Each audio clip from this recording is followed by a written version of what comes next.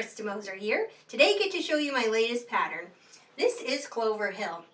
A great little Shamrock seasonal quilt pattern just for St. Patrick's Day coming up. And it uses the tiny ruler. So this is the Creative Grid 60 Degree Tiny. Cuts up to 3.5 inches of all these different shapes, diamonds, triangles, hexagons, and so on. So we're going to use it to cut our Shamrock pieces. Most of those are diamonds. Most of them are cut from 2.5-inch strips. So I just did a variety of different green 2.5-inch strips. I actually used 7 different greens plus the mint background, which is a little bit non-traditional, and I just love the way it turned out. So here's what you're going to do as far as the cuts go. I open my strips to a single layer. So in order to cut diamonds, you have to open them to a single layer. It doesn't change the look of the diamond, but it changes what side your bias and straight of grain are on. If you cut through a strip that's folded in two, once you've cut your diamonds, you end up with these mirror images. So we like to open them to a single layer in order to keep your straight of grain and your bias edge on the same side. So I do that. So here I've got my single layer of green, and I'm just going to cut some 2.5-inch diamonds.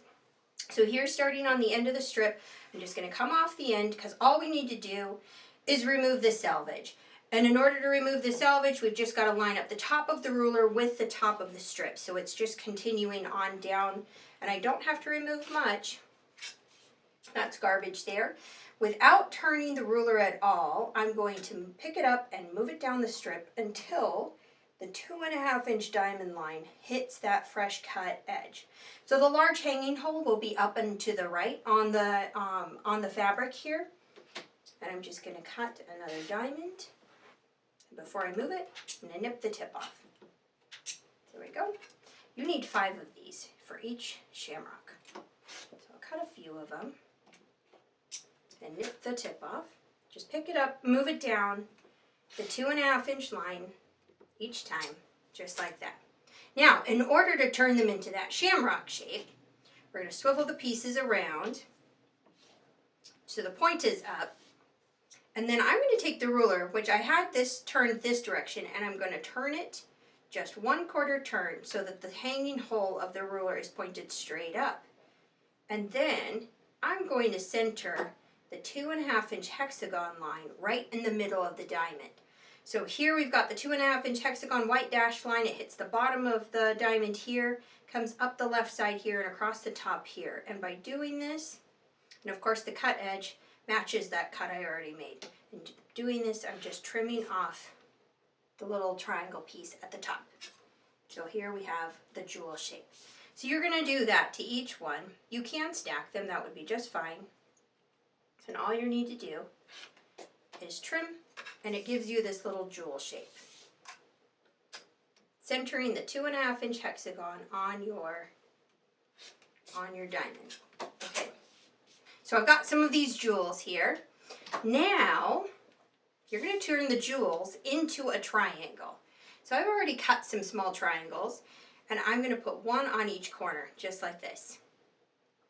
Notice I've got flat tips on all 3 edges of my triangle, and that helps when you go to piece it because you can flip it over to do your sewing, and those flat tips will give you your perfect match-up point for your 1/4-inch seam allowance. So we're going to sew a 1/4-inch seam allowance here, turn it back up, press it, 1/4-inch seam allowance here, same thing. And what this is going to turn into, once it's sewn, is a 3.5-inch triangle. So you're going to do that 5 times for each one of your Shamrocks. And like I said, it can be a variety of greens. That's what I did. And I think that works out really, really well. So you don't need very much fabric for each one. So you would just make 5 of those. Pretend like that's already done.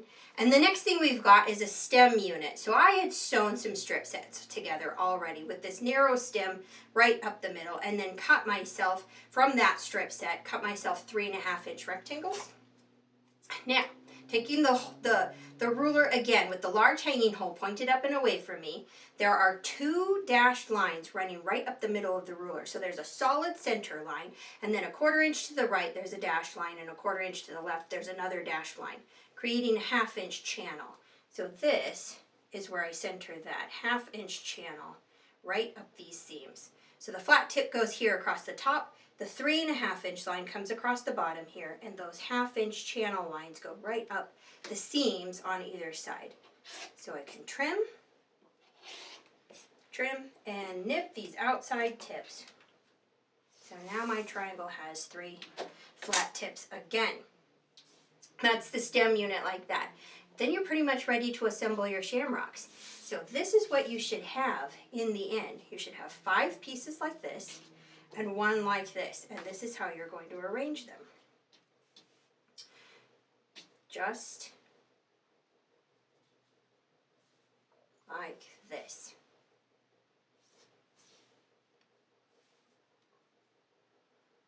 Now, one other trick. When you're assembling these little guys here, I pressed one of these in and one of them out. And I did the same on every single one. So 1 in, 1 out. The left one in, the right one out. Doesn't matter if you do left or right, you just be consistent. And then what happens is, when you go to sew these together, your seams will nest all the way around, because this one goes in, that one goes out, the next one goes in, the next one goes out. And so you've got nesting seams, which is great. So here's our basic shamrock block. You're going to sew it together into two halves. So we sew the first 2 triangles together, press that seam open, then the third one gets sewn on, press that seam open. Now that's a half of a hexagon.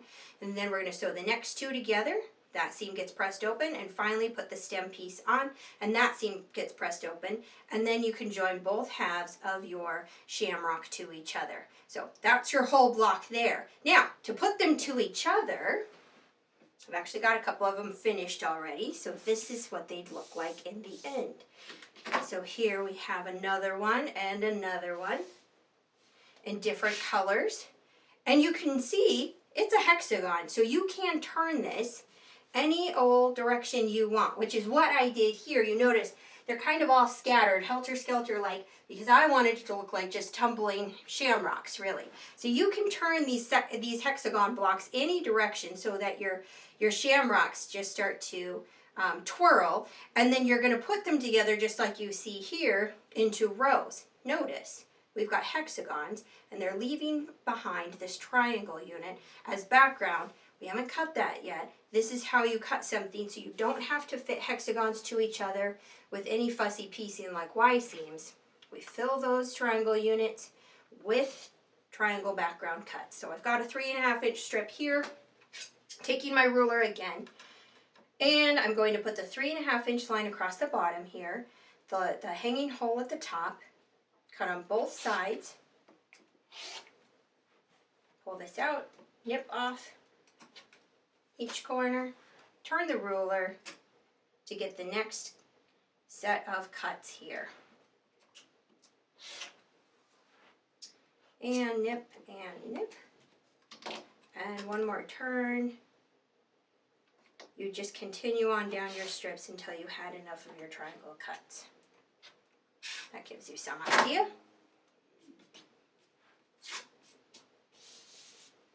All the little confetti. So when you've got these hexagons all sewn together and then you arrange them, tumbling as you like, then you're going to pop these triangle units into the rows, top and bottom, just like this. And we're going to sew them together. And here's how to do that. I've got a hexagon unit. You sew a triangle to each side, here and here. So you've created a diamond unit here. The next one gets the same treatment, gets a triangle sewn to each side, so it's another diamond. And then here, again, imagine maybe something like this, another triangle sewn, so we've got diamond units. Now, to sew your diamond units together with one seam straight across, that creates your rows. So it's very straightforward. There's no fussy piecing, no Y seams, nothing crazy like that. It's simple enough to do, and a lot of fun too. So simple block.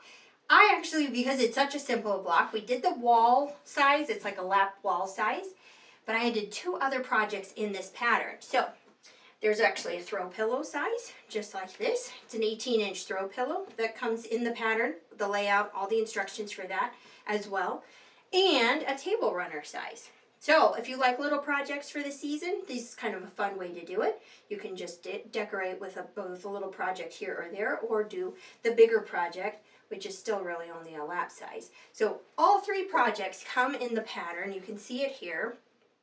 We've got the different layouts as well as their sizes listed. And then of course the fabric requirements are all in the back for each individual project. Just like that, with full color instructions and different layouts for all 3 sizes. So it's very, very fun and easy to follow along. And of course, we did do kits. So you guys like these kits, and I like to pick colors. So I did 2 different versions. We've got all 7 of the greens that I used. So if you like the ones that I used, then these will be right up your alley. Just a variety of different greens and the mint background. So that's one of the kits. And then we did the same kit in the white background, same greens. Only in this case, this one comes with a striped green binding and a white background. So both kits make the lap twin or the lap wall size pattern, which is 42 by 48. And so there's enough fabric here to do the larger project or the other 2 projects. You probably actually have enough of the greens to do all 3, but not enough of the backgrounds necessarily. So we did both varieties just because some people are more traditional and they might like the white. And then there's some people that are unconventional and they might like the mint. So that's what we've done here. The white one comes with the green striped binding, which is very fun. Okay, so the pattern is called Clover Hill. Comes with all 3 projects in one pattern. Uses the tiny ruler, so we've got another reason to use this tiny ruler coming up. And it's a very fun, easy project to do and great for the season. I hope you enjoyed. Thanks for watching.